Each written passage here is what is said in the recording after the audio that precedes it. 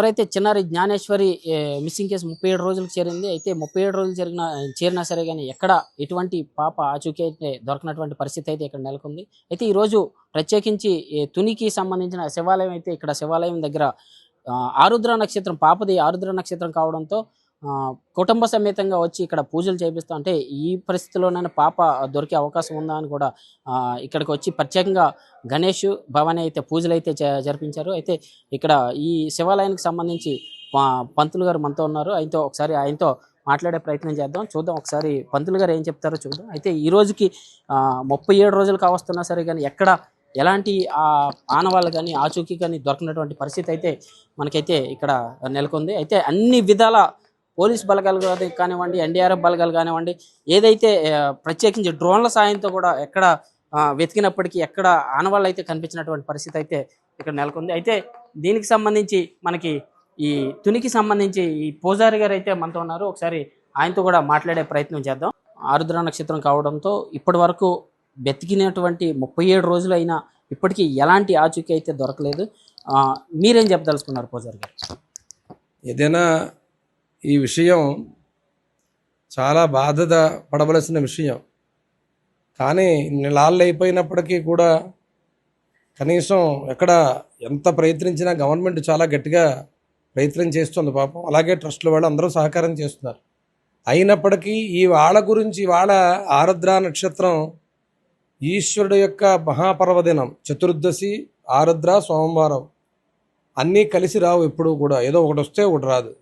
అంచేత ఇవాళ ఇక్కడ స్వయంభూ ఉమారామలింగేశ్వరుడికి విశేషంగా ఇవాళ మహాప్రదోషంలో నందికి ఈశ్వరుడికి ఏకకాలంలో అభిషేకం జరిగేటువంటి మహాపుణ్యదినం క్షేత్రం. ఇలాంటి రోజుని ఇక్కడికి పరమేశ్వరుడు ఆ జ్ఞానేశ్వరి తల్లిదండ్రులు ఇద్దరిని తీసుకురావడం, అలాగే పరమేశ్వరుని అభిషేకించడం, ఇదంతా కూడా దైవికంగా కొన్ని కార్యక్రమాలు జరుగుతూ ఉంటాయి. మామూలుగా మనకు తెలియదు, అది కాకతాళికంగా కొన్ని జరుగుతూ ఉంటాయి. అలాగా ఈశ్వర కటాక్షంతో ఖచ్చితంగా ఈ పరమేశ్వరుడి మీద వాళ్ళు యథాశక్తిగా అభిషేకించారు కాబట్టి ఆ యొక్క పరమేశ్వరుడు అనుగ్రహంతో ఇవాళ కూడా ఆరుద్ర అయింది. నా జ్ఞానేశ్వరుది కూడా ఆరుద్రే కాబట్టి ఆ ఈశ్వర కటాక్షంతో అమ్మాయి ఒక 10-15 రోజుల్లో ఆ ఆరాధన వల్ల ఆ ఈశ్వరుడే తిరిగి వస్తాడని, ఈశ్వరుడే తిరిగి తీసుకొస్తాడని ఖచ్చితంగా పరమేశ్వర అనుగ్రహంతో గురు కటాక్షంతో చెబుతున్నమాట. అయితే ఎంతోమంది జ్యోతిష్యుల దగ్గర కూడా తిరగడం జరిగింది. మళ్ళీ చివరికి ఈరోజు ఆరుద్ర నక్షత్రం మంచి రోజు కావడంతో ఈ పాపది కూడా ఆరుద్ర నక్షత్రం మీ భరోసా ఇచ్చారు, తప్పకుండా తిరిగి వస్తుందని కూడా వాళ్ళకి చెప్పడం జరిగింది. అయితే ఈ పర్వదినాన ఇలాంటి పర్వదినాన మనం చెప్పుకోదగ్గ ఏమున్నాయి? పర్వదినంలో పరమేశ్వరుడు ఆరాధనే ప్రధానమైన విషయం. కానీ ఈ పర్వదినంలో ఈ బాధతో ఉన్న ఈ తల్లిదండ్రులు ఆ శిశువు గురించి ఆ ఈశ్వర క్షేత్రానికి చేరడం, మన పరమేశ్వరుని దర్శించడం అదొక శుభ సాంకేతం అంటారు. దాన్ని శుభానికి అంకురార్పణ అంటారు. అలాగా ఈ పరమేశ్వరుడు ఎంతమందినో ఎన్నో కష్టాల నుంచి తీర్చిన పరమేశ్వరుడు ఆయన మన రామలింగేశ్వరుడు. అంచేత ఆ జ్ఞానేశ్వరుని కూడా ఆ పరదేవతా పరమేశ్వరుడు శీఘ్రంగా తీసుకొస్తుందనే నాకెందుకో మనస్సు మా గురు కటాక్షంతో ఈశ్వర సంకల్పంతో చెప్తున్నమాట. అయితే ఇక్కడ బ్రహ్మగారు చెప్పినటువంటి మాటలు కూడా మనం విన్నాం పూర్తిగా. అయితే తప్పకుండా పాప ఈ 10-15 రోజుల్లో తిరిగి వస్తుందని కూడా బ్రహ్మగారు కూడా చెప్పడం జరిగింది. అంటే ఈరోజు పర్వదినం మంచి దినం. ఈరోజు తల్లిదండ్రులు కూడా ఇక్కడికి రావడం, ఈ పూజలు చేయించడం అనేది కూడా చాలా బ్రహ్మాండమైన రోజు. పాప ఖచ్చితంగా మీ దగ్గరికి తిరిగి వస్తుంది, ఆ పరమశివుడే మీ దగ్గరకు తీసుకొస్తాడని కూడా ఇక్కడైతే పంతులు గారు అయితే చెప్పడం జరిగింది. ఈరోజు పర్వదినం మహాశివుని దగ్గరికి జ్ఞానేశ్వరి తల్లిదండ్రులు అయితే వచ్చారు. అయితే పాప నక్షత్రం ఆరుద్ర నక్షత్రం కావడంతో శివయ్యను వేడుకుంటామంటూ కూడా ఇక్కడికి తల్లిదండ్రి కూడా రావడం జరిగింది. అయితే ఈ విధంగానైనా మా పాప మా చెంతకు చేరుతుందనే నమ్మకంతో ఈరోజు తునిలో వేయించేసి ఉన్నటువంటి శివాలయం దగ్గరికి అయితే రావడం జరిగింది. అయితే తండ్రి కూడా గణేష్ మనతో ఉన్నాడు. తండ్రి చేయనటువంటి ప్రయత్నాలు అంటూ ఏమీ లేవు, అన్ని ప్రయత్నాలు చేశారు. అలాగే పోలీసులు చేశారు, ఏదైతే ఎన్డీఆర్ఎఫ్ బలగాలు చేశాయి, ఒక పక్క అటవీ శాఖ సిబ్బంది చేశారు. అయినా సరే ఇప్పటికీ ఆచూకీ అయితే పాప ఆచూకీ దొరకలేదు. చివరి ప్రయత్నంగా మళ్ళీ మేము దేవుని వేడుకుంటున్నాం అని చెప్పేసి కూడా శివుడి దగ్గరికి అయితే రావడం జరిగింది. గణేష్ ఉన్నాడు. గణేష్ ఈరోజు పాపది ఆరుద్ర నక్షత్రం. ఈరోజు శివుని దగ్గరికి వచ్చి ఈ యొక్క పాప పేరును పూజలు చేద్దాం అని చెప్పేసి ఇక్కడికి వచ్చారు. అసలు ఎలా ఏమైంది అనుకుంటున్నారు? పాప ఎక్కడో కూడా ఉందని అనుకుంటున్నాను. ఎక్కడున్నా క్షేమంగా ఉండాలని ఈరోజు ఆరుద్ర నక్షత్రం పాపది. సోమవారం నుంచి ఎక్కడున్నా దొరుకుతుంది దేవుని ముఖ్యంగా. ఈ మధ్యలో పోలీసులు ఏమైనా చెప్పారా మీకు ఈ వారం రోజులు? ఇంకా ఏమి చెప్పలేదు. పోలీసులు ప్రయత్నాలు చేస్తున్నాం అంటే ఇంకా ఏమి చెప్పలేదు. ఎటువంటి క్లూ కూడా దొరకలేదు. అయితే నిన్నగాక మొన్న చూసినటువంటి పరిస్థితి అయితే మీరు కొండ ప్రాంతాల్లో ఉన్నటువంటి ఏరియా మొత్తం కూడా అక్కడ పోస్టర్లు పట్టుకుని తిరగడం జరిగింది. ఆ ఏరియాలో కూడా మీకు ఏదైనా ఆచూకీ లభించినట్లేనా? ఏమీ దొరకలేదు. అంటే ఎక్కడన్నా కనిపిస్తుందా లేదంటే ఎవరన్నా తోటలో తీసుకుని కనిపిస్తుందా అని ఎంక్వైరీ అని అడిగి ఉంది. ఎక్కడ ఎవరికి తెలియదు, చూడలేదు. చూస్తే చెప్తాము, ఫోన్ చేస్తాము. అయితే జ్ఞానేశ్వరి తల్లి అయితే మనతో ఉన్నారు. ఈ రోజుకి 37 రోజులు కావస్తున్నా సరే కానీ పాప ఆచూకీ అయితే దొరకలేదు. అటు పాపది ప్రత్యేకించి ఆరుద్ర నక్షత్రం కావడంతో ఈరోజు శివాలయంలో పూజలు చేయడానికి వచ్చామని కూడా పాప తల్లి ఎవరైతే భవానీ ఉన్నారో భవానీ చెప్తుంది. అమ్మ భవానీ, ఈ రోజుకి 37 రోజులు అవుతుంది. ఇప్పటి వరకు పాప ఆచూకీ అయితే ఎంత వెతికినా సరే దొరకలేనటువంటి పరిస్థితి. ఈ రోజు గుళ్ళో పూజలు చేస్తున్నారు. ఏమనిపిస్తుంది? అంటే పాపది కూడా ఆరుద్ర నక్షత్రం కాబట్టి తన పేరుని అర్చించేయించి పూజ చేయించుకోవడానికి వచ్చాను. వస్తుందన్న నమ్మకం అయితే మాకుంది.